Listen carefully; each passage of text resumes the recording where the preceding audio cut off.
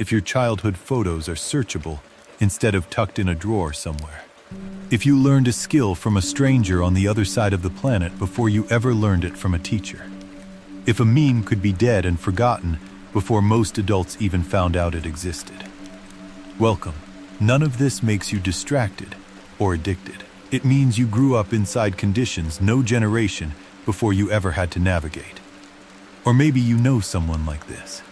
The teenager with 4 different accounts, one for close friends, one for family, one for gaming, one just for college applications to see.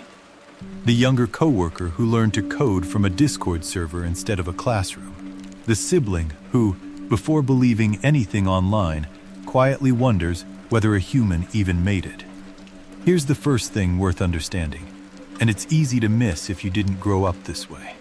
For most of Gen Z, the internet was never something added on top of real life. It was there from the start, at the same time as school and family and friendships, not layered in later like it was for everyone older. Identity, humor, status, conflict, all of it got built offline and online simultaneously, from childhood. Which means the line between real life and online life that older generations still instinctively draw was never really there to draw in the first place. That changes something basic about how self-consciousness works. Social approval used to be a feeling. For a lot of Gen Z, it became a number. Likes, views, followers, streaks, watch time, sitting right there on a dashboard where it could be checked, compared, and refreshed. Every generation has cared what people think of them. Very few have had it quantified and displayed in real time since childhood. There's a related shift that's easy to underestimate. Something researchers call context collapse. One post, one photo, one comment, and it's simultaneously visible to friends, family, co-workers, classmates, and total strangers all at once. Older generations could tailor what they said depending on who was in the room. Online, the room usually has everyone in it at the same time, which means growing up meant learning to perform for an audience that never fully sorted itself into separate groups. That audience changed who felt close to who. 2. People have admired celebrities for generations. But a lot of Gen Z grew up following creators who live stream their actual daily routines, talk through personal struggles in real time, and reply to comments directly. The relationship feels more mutual than old-fashioned celebrity worship ever did, even when it technically isn't. At the same time, the idea of who gets to be famous changed completely.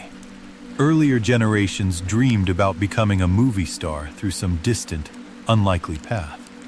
Gen Z grew up watching ordinary people become famous overnight from a single video, which quietly rewired what achievable fame even looks like.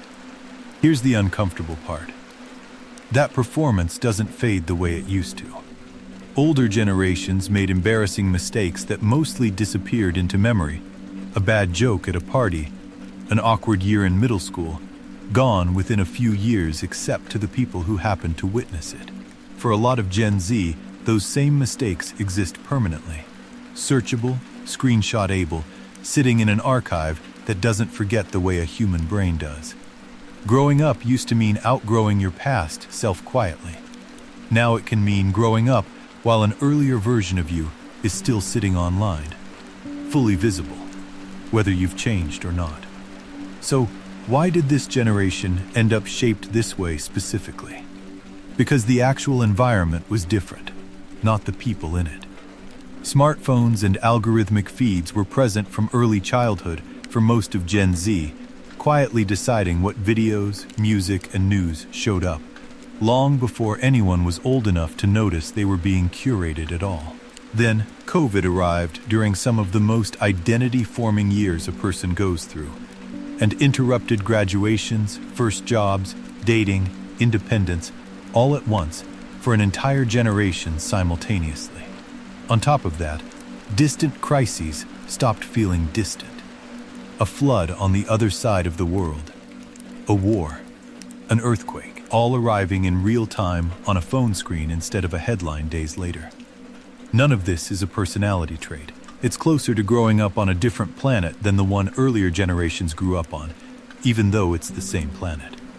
Two more shifts happened quietly alongside all of that. Conversations about therapy, anxiety, aged, and emotional regulation became far more public during Gen Z's adolescence than they were for previous generations, which encouraged a lot of people to actually seek help instead of hiding what they were going through, even as psychologists caution against diagnosing yourself off a 15-second video. And for the tail end of this generation, artificial intelligence stopped being a science fiction idea and became something you actually opened to brainstorm, summarize, or edit a paragraph, arriving as an ordinary tool rather than a futuristic concept, sometime during their adolescence or early adulthood rather than their imagination. Now here's the part almost nobody talks about, and it's a good example of just how personal that shaping actually was. In 2012, researchers ran an experiment on hundreds of thousands of Facebook users, quietly adjusting how much positive or negative content showed up in their feeds, just to see whether emotion itself could spread through a social platform. It worked, modestly. People exposed to more negative content posted slightly more negative things themselves, and the reverse held too.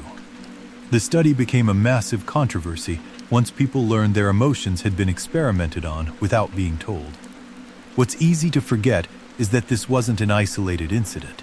It was an early, visible example of something that had already been happening quietly in the background the entire time.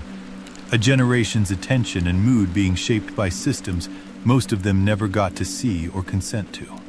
It's worth pushing back on one assumption before going further, because it cuts the other direction from most of the usual narrative. The phrase digital native gets used like growing up with technology automatically means mastering it. Research doesn't really support that. Comfort with an app isn't the same as understanding what it's doing with your data, or being able to tell real information from convincing misinformation. Comfort and literacy turned out to be two different skills entirely, and plenty of Gen Z members have had to teach themselves the second one the hard way, through phishing attempts, fake giveaways, and doctored images, which is part of why a lot of them developed sharper skepticism toward online content earlier than previous generations ever needed to. That self-teaching habit runs through more than just spotting scams. Authority became less centralized for this generation in general. Learning piano, another language, a coding language, or a whole trade increasingly meant finding the right stranger's tutorial instead of the right local teacher. Careers stopped looking like one straight line and started looking like several different chapters. Interests started outweighing geography when it came to finding your people, so a teenager into motorcycle history or astrophysics could find an actual community for it instead of feeling like the only one in town who cared. Psychologists are honest that they're still working out what all of this adds up to over an entire lifetime. No generation before this one has grown up with a permanent, searchable childhood, an algorithm curating its attention since before it could read, and a front-row seat to the rest of the planet's joy and disasters at the same time. It isn't a smaller version of growing up, it's a genuinely different one, and the long experiment of what that produces is still running. Subscribe and watch this video next.